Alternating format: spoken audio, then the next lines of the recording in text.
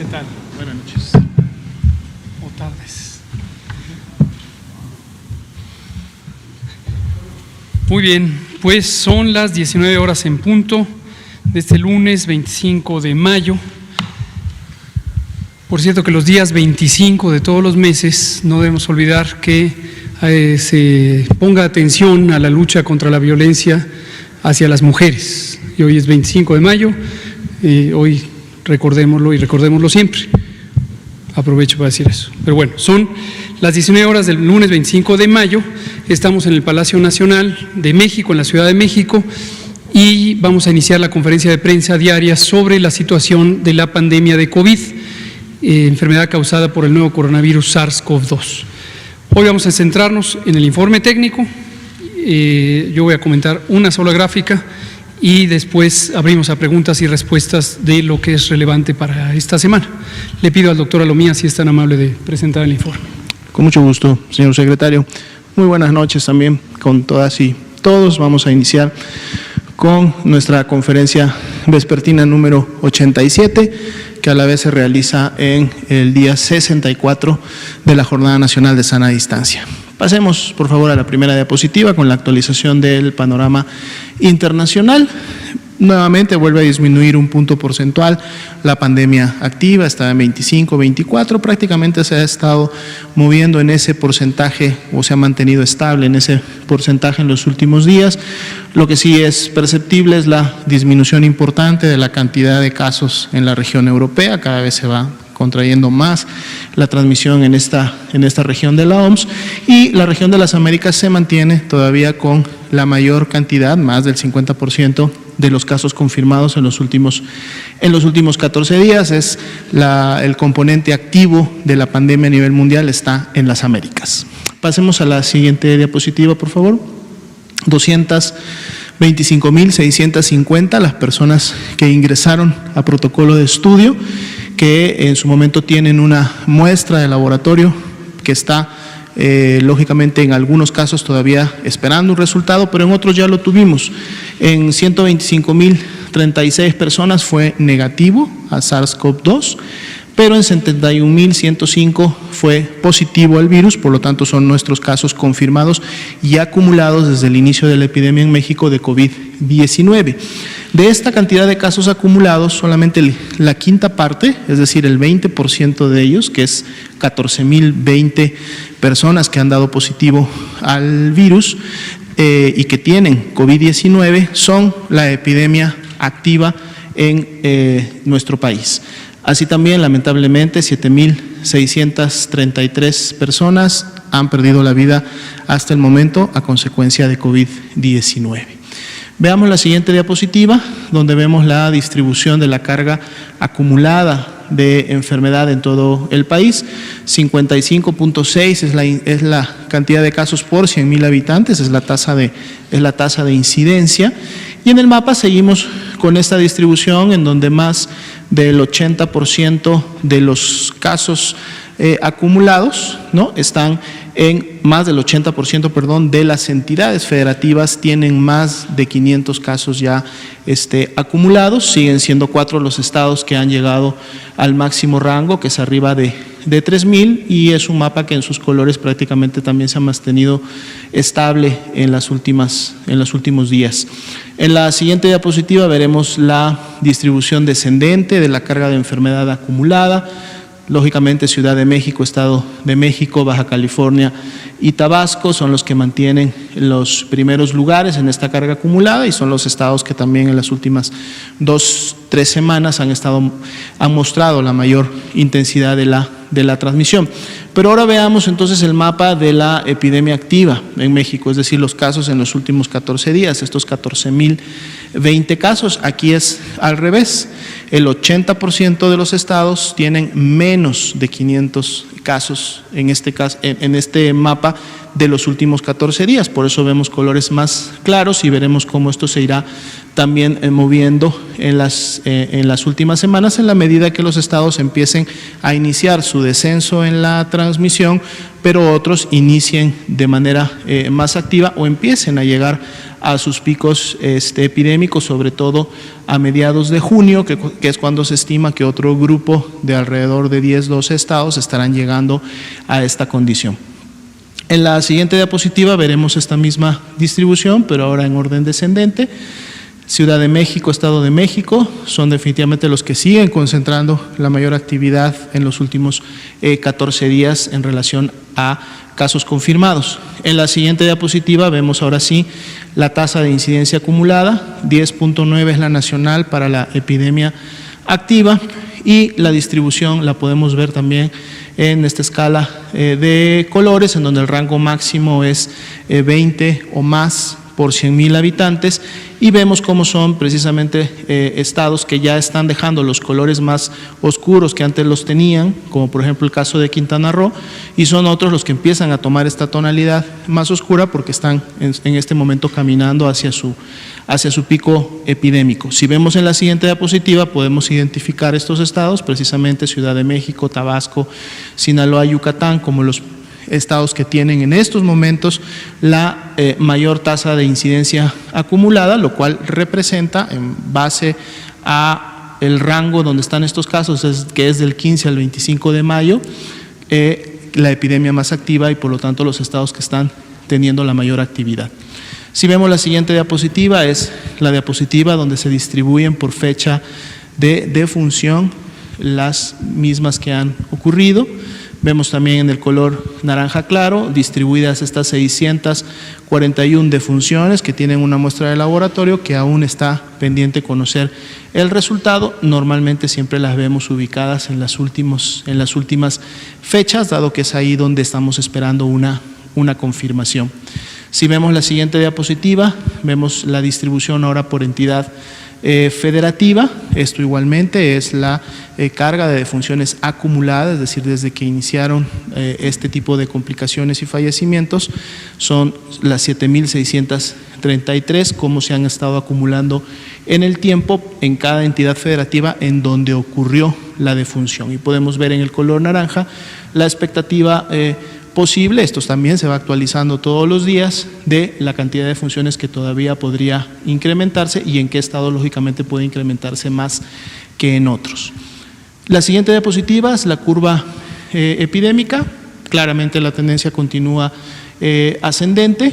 Vemos también la cantidad de casos que se van confirmando en el día a día en relación a las barras de color naranja claro, que son las que todavía están como sospechosas y que además se acumulan también por fecha de inicio de síntomas en los últimos días. En la siguiente diapositiva veremos la carga acumulada, los 71,105 casos. En las últimas 24 horas el incremento fue del 3.6%, lo que representan 2,485 casos, y si vemos en las barras de color naranja en la parte inferior, pues vemos algo que ya hemos estado notando prácticamente en todos los lunes que siguen lógicamente de un fin de semana, en donde vemos cómo sábados, domingos o la actividad del fin de semana hace que esta carga disminuya. Ya para el martes y miércoles volvemos nuevamente a ver cuáles son las tendencias reales que están ocurriendo en relación a la confirmación de los casos. Veamos ahora la parte de la disponibilidad y ocupación hospitalaria, que también se actualizan todos los días. 93% fue la proporción de hospitales que notificaron en el corte del día de ayer, de este grupo de 756 que tienen la posibilidad de realizar una notificación. Nos dicen que 39% de las camas IRA general están ocupadas. Eso fue un incremento de un 1% en relación a lo que veíamos el día de ayer, y digamos que ese 37-39% es el que se ha mantenido prácticamente durante la última semana, es decir, el balance entre pacientes que egresan y el balance entre las camas que se pueden reconvertir y por lo tanto dar mayor capacidad para seguir recibiendo pacientes, pues ha mantenido un balance que ha permitido que esta proporción se mantenga estable, a pesar de que vemos que los casos continúan en su momento incrementándose. Si pasamos a la siguiente diapositiva, veremos si por entidad federativa, cómo hay entidades que sí tienen mayor proporción de ocupación: Guerrero, Ciudad de México, Estado de México, Baja California Hidalgo, Veracruz, Puebla, Sinaloa y Tabasco son las que tienen 40% o más de ocupación, cuando también vemos que hay otros estados que todavía tienen muy poca ocupación, lo que quiere decir que todavía no hay tanta actividad de transmisión que genere casos graves en estos estados. Si vemos la siguiente diapositiva, vamos a ver específicamente la disponibilidad de camas con ventilador, que son las que se utilizan para los pacientes más críticos, y aquí vemos Ciudad de México, Baja California, México y Guerrero, Chiapas, Veracruz y Sinaloa, 40 o más por ciento, digamos que son los que tienen esta ocupación. Sin embargo, en todos ellos también se mantiene una estabilidad en la disponibilidad de este tipo de camas, es decir, si bien es cierto son las que tienen las mayores proporciones de ocupación, también tienen todavía una buena cantidad de camas disponibles, y esto también se va incrementando, disminuyendo en función de cómo estén funcionando los egresos y la parte de la reconversión. Hoy día es lunes, vamos a actualizar los datos que se actualizan los días lunes, que tienen que ver con la distribución por sexo, las comorbilidades y los porcentajes de positividad. Si vemos la siguiente diapositiva, aquí son los casos acumulados por edad y sexo, es decir, todas las personas que han enfermado, las 71.105, y vemos cómo se distribuyen por edad y a la vez por sexo. Desde que inició la epidemia en México, siempre vimos que en la cantidad de casos confirmados del total, siempre hubo una ligera incremento o una ligera predisposición en el caso de hombres. Se ha mantenido, ese 57% prácticamente se ha mantenido alrededor de ese número durante toda la epidemia en México, y pues vemos cómo las poblaciones que han enfermado más son precisamente adultos que están en la edad o en la etapa productiva, que lógicamente esto también se refleja en el hecho de que durante la jornada nacional o durante las semanas y meses previos que hemos tenido, son precisamente las actividades esenciales las que de alguna manera han mantenido la actividad de este grupo, viendo que otros grupos han quedado un poco más protegidos en función de la cantidad de casos que se han presentado. Cuando vemos la siguiente gráfica, en donde ahora vemos la distribución, pero de las defunciones, vemos cómo las barras se mueven hacia la derecha, lo que es claramente nos habla de que las personas que fallecen están sí en los grupos de edad más avanzados, y pues bueno, siempre se ha comentado y se ha comunicado que precisamente en la medida que se incrementa la edad de una persona, también se incrementa el riesgo de complicarse y en su momento fallecer de COVID-19. Aquí sí es mucho más perceptible la inclinación de por sexo, son más los hombres los que fallecen, estamos hablando de un 68%, y es una proporción también mayor que la hemos estado viendo durante toda la epidemia en México, que los hombres son más afectados, y no es una situación solo de México. Si revisamos las estadísticas internacionales, vemos cómo en la mayoría de los países han sido los hombres los que más han fallecido a consecuencia de la enfermedad. Veamos la siguiente diapositiva. Tiene que ver precisamente con las comorbilidades asociadas a las defunciones. Hipertensión continúa como la primera con un 42.8, seguida de diabetes con un 37.6 y obesidad con un 26.7, como las tres que han sido mayormente asociadas a las defunciones. Sin embargo, no podemos dejar de lado también otros factores de riesgo que han estado presentes, como son el tabaquismo, la insuficiencia renal crónica, la enfermedad pulmonar obstructiva crónica, las enfermedades cardiovasculares, la inmunosupresión, el asma y también enfermedades que específicamente causan esta inmunosupresión, como son el VIH y SIDA, que en menos proporciones, pero también han estado presentes en estas lamentables defunciones. Veamos la siguiente diapositiva.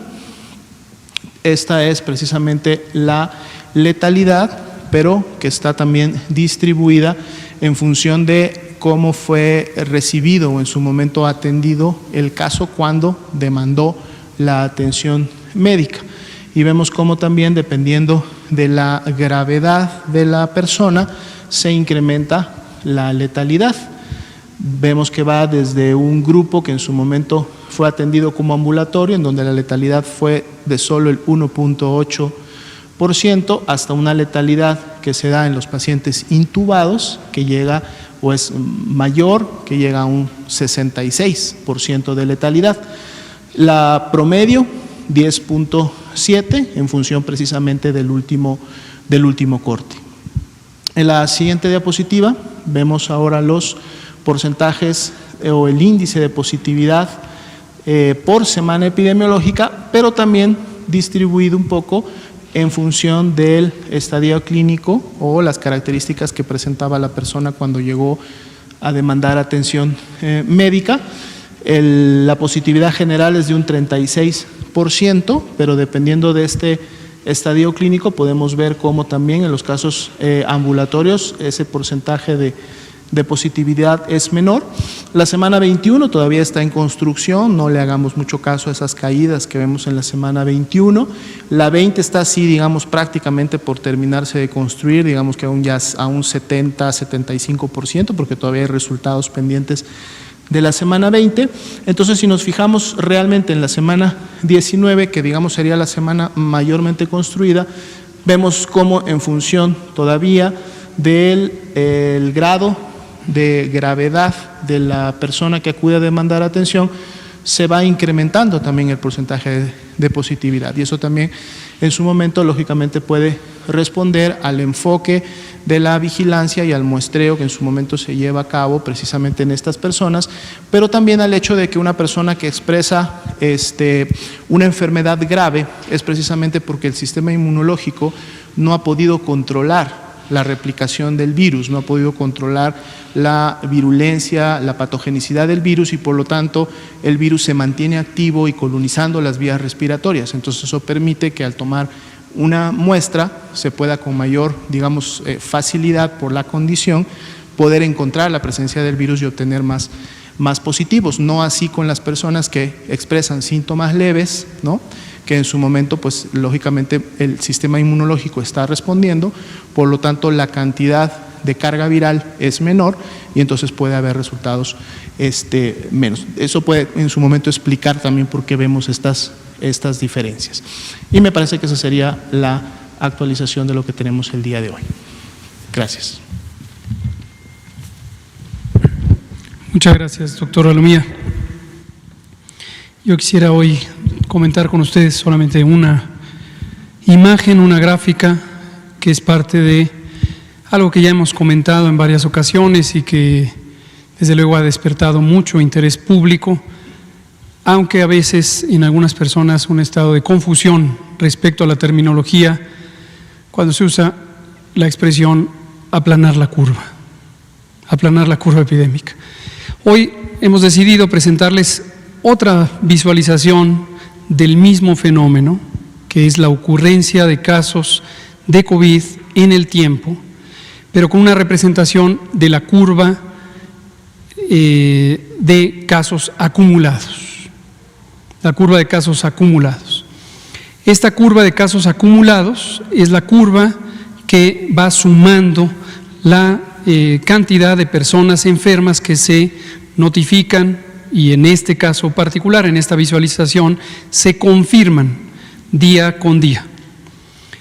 Aquí es importante visualizar y recordar que la vigilancia epidemiológica no depende solamente de casos confirmados, depende de un número amplio de indicadores diversos. Cuando nos referimos a las personas enfermas, también son casos sospechosos, que ustedes ya dominan perfectamente la perspectiva, son personas que cumplen una definición porque tienen síntomas característicos y se les toma una muestra a las personas que tienen enfermedad suficientemente grave para ser hospitalizados, y esta se manda a analizar al laboratorio, y un tiempo después, tecnológicamente en 6 horas, considerando todo el proceso desde la toma de muestra, el envío, el procesamiento en el laboratorio y la integración de resultados y la comunicación, puede llevarse hasta algunos días. Bueno, este es el contexto. En esta imagen que ven ustedes, que ahorita comentaré, se muestran los casos acumulados. Y estos casos acumulados siempre aumentan, nunca disminuyen, hasta que llegan a un punto en donde ya no aumentan y lo único que puede pasar es que se conviertan en una recta plana, en una línea plana, porque pasa el tiempo y ya no aparecen casos. Eso ocurrirá cuando estemos en el final de la curva de casos nuevos, la famosa curva que parece una montaña. Cuando sube uno es el periodo de máxima transmisión y luego empieza uno a bajar, y aunque disminuye el número de casos nuevos, como la suma de casos ya no tiene reversa, pero tampoco se siguen agregando casos, entonces se vuelve plana esa línea. Si me pasan varias, ahorita les digo cuáles, solo para que vean ustedes a cuál hace referencia, y regresamos ahorita a esta. Vámonos para atrás, si es tan amable, para atrás, aquí, la siguiente, aquí, es esta curva. Esta curva con la que ustedes están muy familiarizadas y familiarizados, la presentamos todas las noches, y es la suma de casos confirmados que tenemos desde el 28 de febrero, cuando tuvimos el primer caso confirmado registrado. Entonces, tengan en mente, esta curva nunca va a disminuir, esta curva solamente suma los casos que ya se han presentado, y como hemos dicho también cada día, la epidemia activa son los últimos 14 días, más o menos por aquí, 14 días. Esto es lo que está activo, esto es lo que ya pasó, y son personas que o bien muy lamentablemente perdieron la vida, o bien se recuperaron y están ya integradas a su vida normal. Entonces, es esta curva. La siguiente, ahora sí vámonos a la que estamos comentando. Aquí. Lo que se muestra aquí es el resultado de las proyecciones o predicciones matemáticas que hizo el grupo científico, uno de los grupos científicos que es con el que hemos venido trabajando principalmente, del Centro de Investigación en Matemáticas, un centro público de investigación, CONACYT, y del Instituto de Matemáticas de la Universidad Nacional Autónoma de México, y que es uno de varios grupos académicos con los que hemos estado trabajando, a quienes siempre les agradeceremos su muy generosa y desde luego destacada ayuda, y por supuesto al Consejo Nacional de Ciencia y Tecnología y a su directora, la doctora María Elena Álvarez Builla, quien ha coordinado todo este esfuerzo. En una curva epidémica de casos nuevos, ya están ustedes familiarizadas, pero también en una de casos acumulados, los ejes de la gráfica son los mismos. Es el tiempo, en este caso representado por días transcurridos desde una fecha referencial, concretamente es 27 de febrero, cuando se registró el primer caso, que se confirmó en la madrugada del día 28, y el número de casos que se van registrando a lo largo de ese tiempo. 5,000, 10,000, 15,000, los que pudieran registrarse a lo largo del tiempo. Esta línea roja representa lo que hubiera ocurrido si no se hubieran hecho las intervenciones de la Jornada Nacional de Sana Distancia. ¿De dónde vino esta predicción? Vino del conjunto de datos observados hasta el 22 de marzo, fecha inmediata anterior a que entrara en funcionamiento la Jornada Nacional de Sana Distancia, y de un modelo matemático que sigue unas reglas básicas sobre la probabilidad de cambiar del estado de susceptible al estado de expuesto al virus, al estado de infectado e infectante por el virus, al estado de recuperado. Ese es un modelo matemático muy clásico en epidemiología matemática, se le llama el modelo SEIR. Pero a lo que voy es que este es lo que hubiera ocurrido si no se hubieran hecho las intervenciones de sana distancia. ¿Qué hubiera ocurrido? Hubiera ocurrido que habríamos empezado, no se ve porque están superpuestas las curvas, pero también hay una línea roja aquí. Habríamos tenido los casos aumentando cada día, el número nuevo de casos se seguiría sumando y aumentarían y aumentarían, hasta llegar a un punto donde ya no pueden aumentar más porque ya transcurrió la curva epidémica. Y en ese momento, que hubiera sido el 10 de abril, habríamos tenido la extinción de la epidemia. Todo esto es la Ciudad de México, que quede muy claro, el Valle de México, de hecho, el Valle de México, pero se habría extinguido esa curva epidémica aproximadamente el 10 de abril.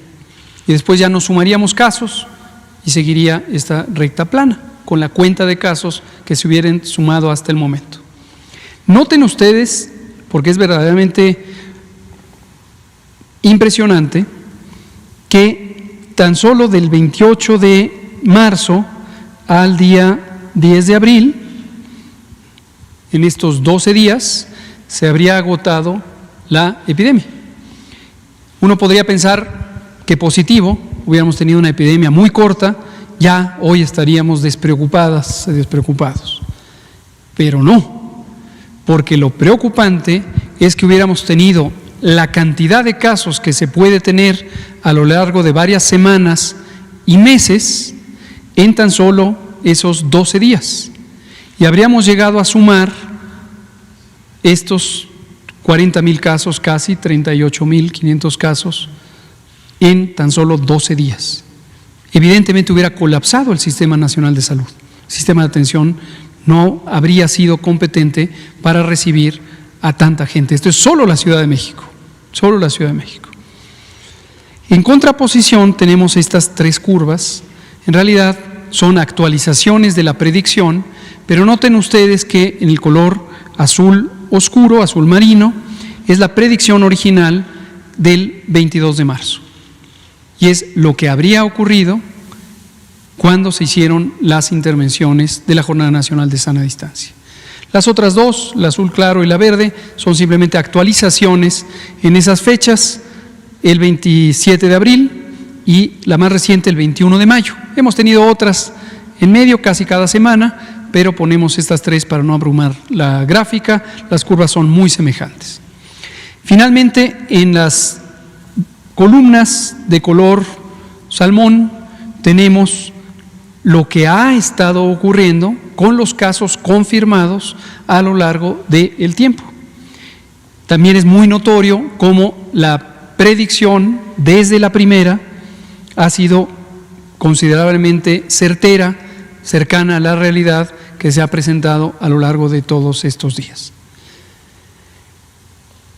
Hemos tenido 21,800 casos observados. Noten que está trunco el 13 de mayo, Ojo, esto es hasta el 13 de mayo en el Valle de México. Hasta el 13 de mayo en el Valle de México. Está con 21,800 casos y se estima que habríamos tenido para esa fecha 38,773 casos. La predicción había considerado 23,380. En realidad tuvimos 21,800. Finalmente, ¿qué va a pasar? Y esto es lo que a algunas personas les ha causado la confusión, que dicen, ¿dónde está lo aplanado si esta curva sigue subiendo? Esta curva siempre va a subir hasta que llegue a un punto de inflexión como este y ya no siga subiendo. A eso no se le llama aplanar la curva, se llama doblar la curva, cambiar la dirección, la tendencia de cambio de la curva. ¿Cuándo va a ocurrir eso? Cuando ya tengamos el descenso final, que todavía falta un poquito menos de la mitad de esta curva epidémica, y ocurrirá más adelante. ¿Cuándo? En las fechas que hemos señalado en la otra curva. ¿Podría ocurrir que al final del día tengamos la misma cantidad acumulada de casos? Sí, claro que podría ocurrir. Entonces tampoco hay que tener la expectativa de que se reduce necesariamente el número absoluto de casos. En general se reduce, pero el objetivo fundamental es que los casos, los contagios que pueden ocurrir no ocurran en un tiempo muy breve que sature y colapse el Sistema Nacional de Salud y que por lo tanto se pueda atender a las personas y no deprivarles de esa atención. Entonces quería compartir con ustedes, es otra perspectiva visual de cómo se cambió o aplanó la curva epidémica. Es esto lo que ocurrió, lo que ha estado ocurriendo, comparado con esto, que es lo que habría ocurrido si no se hubiera hecho las intervenciones de salud pública. Vamos a abrir para preguntas y comentarios. Vamos a empezar con usted, Bianca, usted, Liz, y ahí nos vamos. Muchas gracias, sí, gracias, doctor Saturnino Reyes de Diario Locutor. Tengo 3 preguntas muy directas, muy concretas. La primera es, ¿qué va a celebrar México el día sábado? Porque por ahí una televisora ya anda aventando campanas al vuelo diciendo que va a haber un festejo, y esto puede traer confusión a las personas, porque estamos en el semáforo y usted quedó que esta semana se va a hablar del semáforo. Entonces, sí me gustaría primero que me respondiera eso, ¿qué se va a celebrar? Número 2, ¿qué hacer para que la ciudadanía siga confiando en las instituciones de salud? Y le pregunto esto por lo siguiente, porque ha habido casos en estados como en Veracruz, en el Estado de México, aquí mismo en la Ciudad de México, donde hay personas con síntomas y prefieren no asistir a la clínica porque dicen, si entro ya no salgo. ¿Y por qué dicen si entro ya no salgo? Porque un caso específico en Veracruz, entró una persona por operación de rodillas. ¿Qué pasó adentro? No sabemos. A la media hora falleció y la funeraria fue a buscar a los familiares de esta persona a su casa para pedirles que en el acta de defunción apareciera que había muerto por COVID cuando era por otra cuestión. Entonces, sí me gustaría que le aclarara eso a la población. Y la tercera pregunta es, ¿qué enseñanza le ha dejado a usted como en el área de epidemiología esta contingencia, esta pandemia? Porque esta enfermedad, no sé en qué rubro la vayan a clasificar, porque hay enfermedades dentro del sector salud que no atienden a los pacientes por ser costosa para el Estado mexicano. ¿Qué tanto le va a costar al Estado mexicano poder atender esta enfermedad posterior? Hagamos de cuenta que ya todos estamos en verde, ya todo es bonito, México el país de las maravillas, ya estamos bien. ¿En qué va a ser clasificada esta enfermedad de todas las enfermedades que hay para que sea atendida correctamente y que los mexicanos, como se anuncia mucho, realmente tengan ese acceso a la salud? Porque hay un sector de la población que no está inscrito en el IMSS ni en salud, está en el INSABI a lo mejor, y dependiendo del tipo de enfermedad que tenga es la atención que tiene, y si no, tiene que pagar por algo. Por favor, doctor, muchísimas gracias. Con mucho gusto, gracias, Saturnino, comprendo sus preguntas y también las aprecio, que nos permite recordarle varias cosas a la población. Me voy a ir primero a la segunda, el tema del miedo.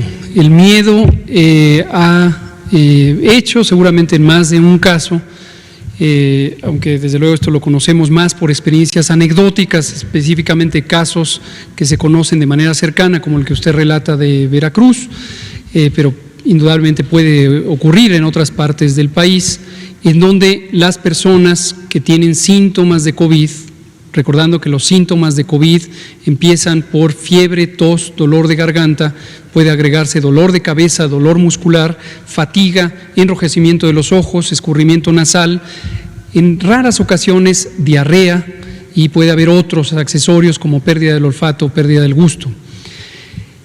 Pero, como hemos dicho, y le agradezco nuevamente porque nos da pie a recordarlo, esta es una enfermedad que puede cambiar rápidamente de ser una enfermedad leve a una enfermedad extraordinariamente grave, letal incluso, mortal, puede causar la muerte, COVID. ¿En quién es más probable que ocurra esto? En personas mayores de 60 años, personas que tienen enfermedades crónicas independientemente de la edad que tengan, y las enfermedades las acaba de presentar el doctor Alomía nuevamente, son hipertensión, es decir, la presión arterial alta, diabetes,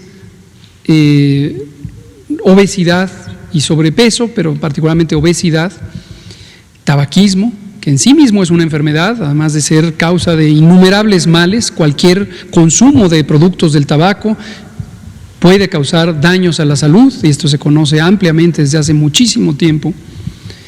Inmunosupresión por cualquier causa, es decir, el sistema de defensas del cuerpo, el sistema inmune está deprimido, está abatido. Cáncer, tratamientos contra el cáncer, infección crónica por innumerables agentes, pero en particular vivir con VIH o presentar SIDA, etcétera. Entonces, en particular en estas personas puede empezar como una enfermedad muy leve, que se considere innecesario acudir a una atención médica y que literalmente en pocas horas empiece a evolucionar a una enfermedad que causa dificultad para respirar, insuficiencia de la función de los pulmones y puede llegar a ser muy complicado. Quiero agregar aquí, que lo hemos dicho en varias ocasiones también, como un elemento adicional de precaución, y dado que en México tenemos una inmensa epidemia o estado endémico de enfermedades crónicas, precisamente estas, las personas que tienen familiares con diabetes o familiares con hipertensión, es recomendable que tomen precauciones adicionales y que asuman que también podrían estar en el grupo de riesgo, porque una proporción muy grande de personas con este tipo de enfermedades, en particular diabetes y también hipertensión, no saben que lo padecen, hasta el momento en que, en el caso de esta epidemia, el propio COVID revela que tenían esas enfermedades. Entonces, como una medida adicional de precaución, quien tenga familiares con diabetes o con hipertensión, familiares directos, familiares consanguíneos, puede ser que se complique. Regresando al tema del miedo. El miedo es una reacción esperable, natural, de los seres humanos y también de muchas otras especies, y es una reacción primariamente de defensa. No podemos programar el miedo, que exista o que no exista, pero sí por algunos elementos de información, de reconocimiento de la realidad, de lograr expresar el sentimiento de miedo y que éste sea recibido con una actitud positiva por quienes nos rodean. El miedo se puede orientar y se puede canalizar y se puede atenuar y se puede convertir en una útil señal de alerta que nos proteja. Entonces yo lo que recomiendo ampliamente es a las distintas familias o incluso amigos y amigas de alguien que presentara los síntomas de COVID, ayudarle a vencer ese miedo. Y parte de los elementos de información que pueden ayudar a orientar positivamente el miedo como una reacción de protección es tener claro que la enfermedad no se vuelve más grave al momento de llegar al hospital. Más bien, quien ha dejado pasar mucho tiempo, cuando se está presentando los signos y síntomas de complicaciones, que en particular son dificultad para respirar, fatiga fácil, palidez, palpitaciones, sensación de que se respira más rápido con esfuerzos mínimos. Esto quiere decir que se ha dejado pasar mucho tiempo y la persona, al llegar al hospital, podría estar en un estado tan avanzado de la complicación de COVID o de la forma grave de COVID que lamentablemente ya no sea recuperable. Pero no es que el hospital le cause daño, no es que la atención médica o la valoración le causen daño, es que la enfermedad ha pasado demasiado tiempo. Y este fenómeno, con esto concluyo, no es exclusivo de COVID ni es nuevo para COVID.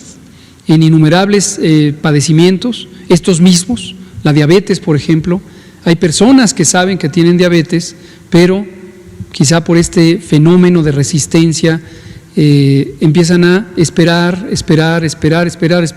hasta que un día hay un daño muy avanzado, muy manifiesto, con pérdida de la visión, con insuficiencia renal, con una lesión en los pies que indica que la circulación de los pies está perdida o está afectada muy gravemente, ¿no? Entonces, esa es mi recomendación.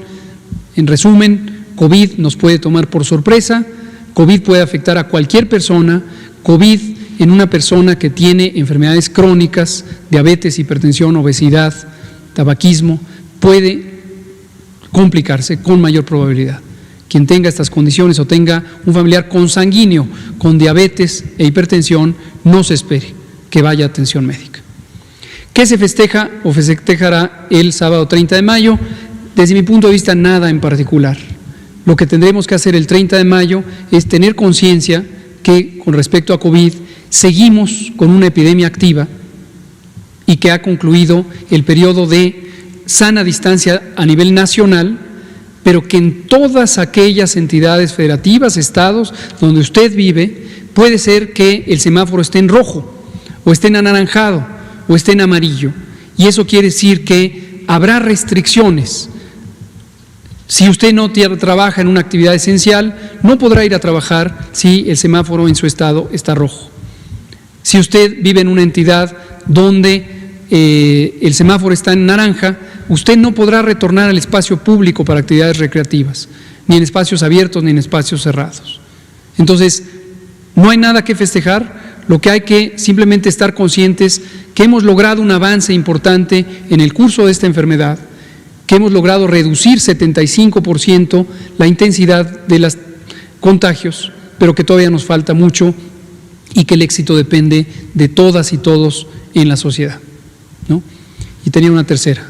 ¿Qué cuadro de enfermedades va a quedar el COVID y qué enseñanza le ha dejado a usted toda esta pandemia? Enseñanzas, en algún momento vamos a hablar largamente, esto amerita 1 o 2 sesiones sobre las distintas lecciones aprendidas. Ayer que me hacían esta pregunta, que me parece muy importante, la hacía Daniela, apenas tuve los últimos minutos para hablar de ello. Preferiría en conjunto hablar de todas las lecciones aprendidas, hay muchísimas que ya desde este momento se pueden tener y vendrán otras.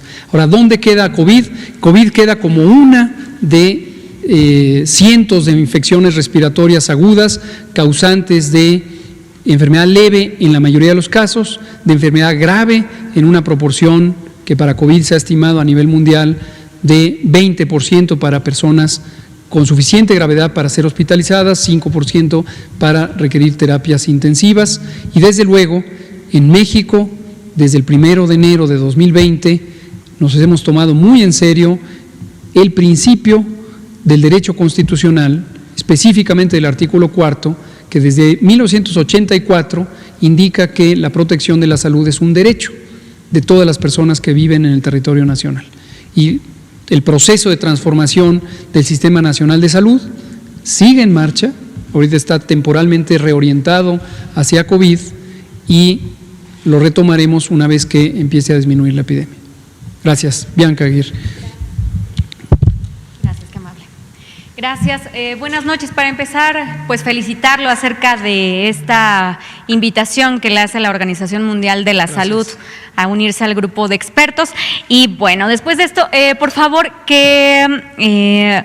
preguntarle sobre esta declaración que dio sobre el uso del cubrebocas, ya que dijo que será una medida auxiliar de higiene, obviamente en el tránsito hacia la nueva normalidad. Y también, por favor, pues comentarle que hoy seguramente se enteró que el personal médico del Instituto Nacional de Enfermedades Respiratorias se manifestaron allá afuera del INER en la zona sur de la ciudad.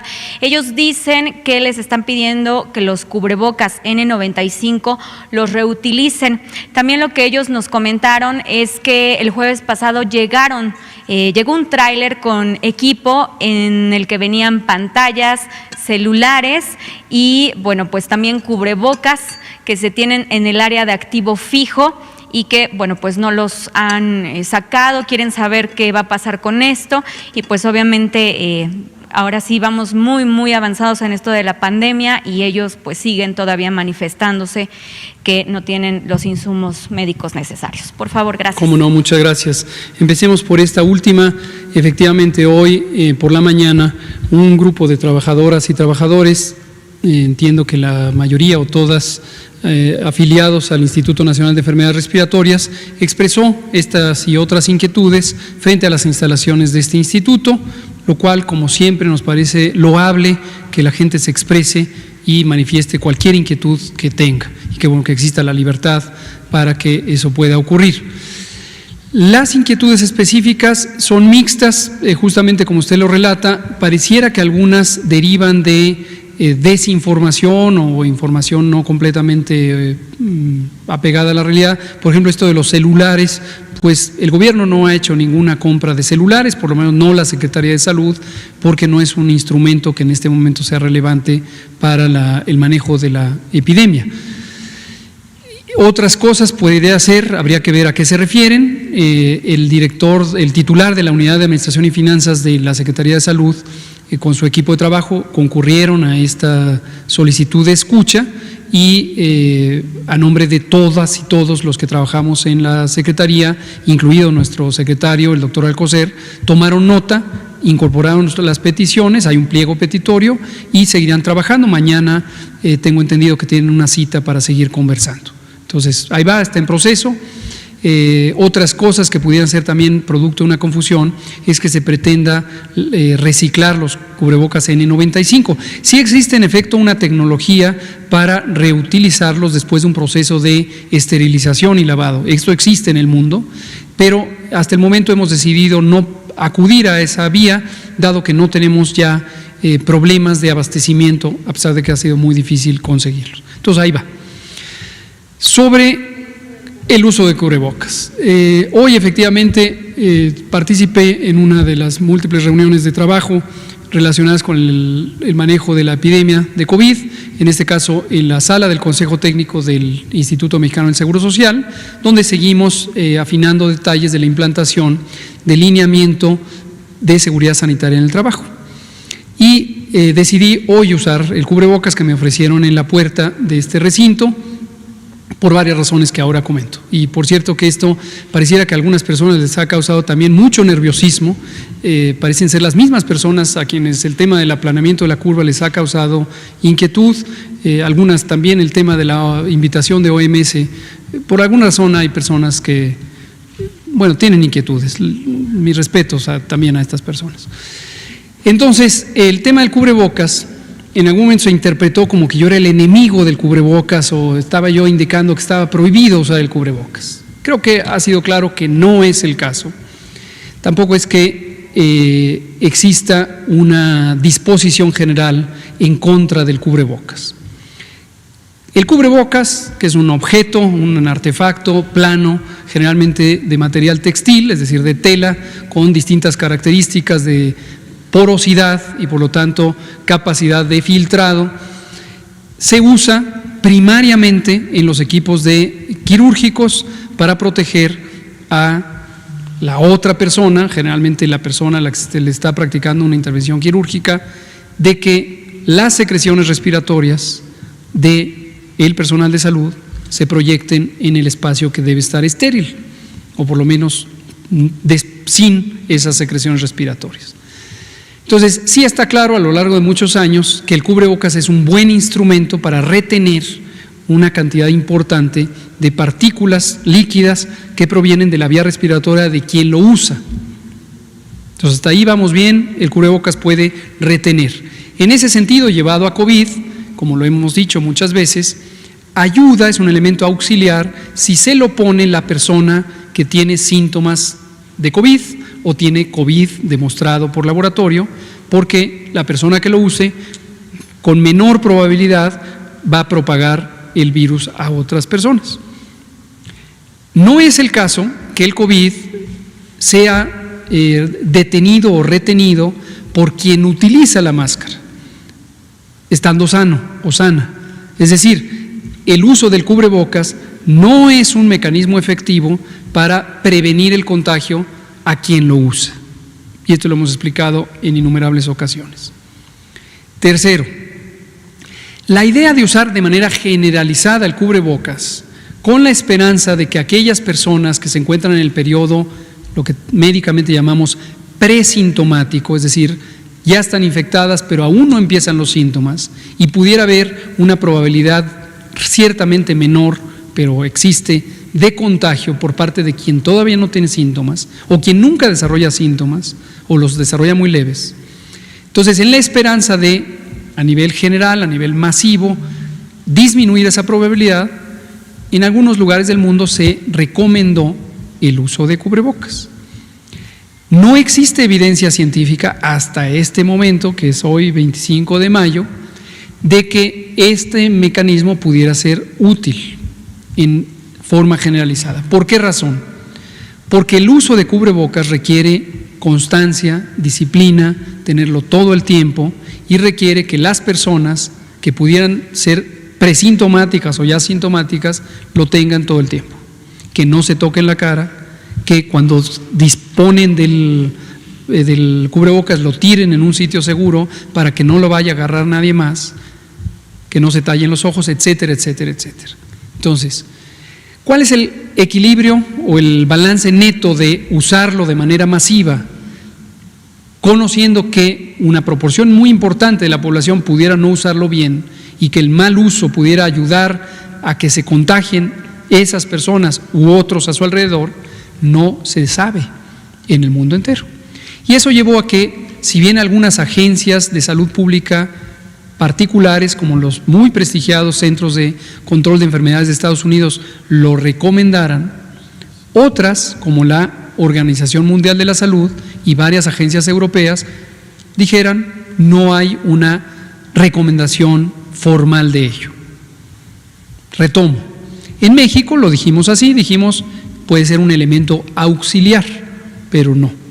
Ahora, ¿por qué hoy sí estoy diciendo cubrebocas y yo mismo me puse uno, más aquí lo tengo? ¿Y por qué antes no? Por una sencilla razón.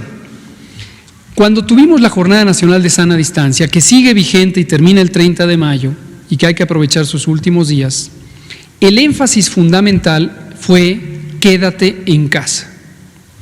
Si empezamos a desviar la atención pública con elementos auxiliares de dudosa efectividad, entonces se empiezan a relajar las medidas fundamentales que nos han llevado a una reducción de 75% en la velocidad de los contagios.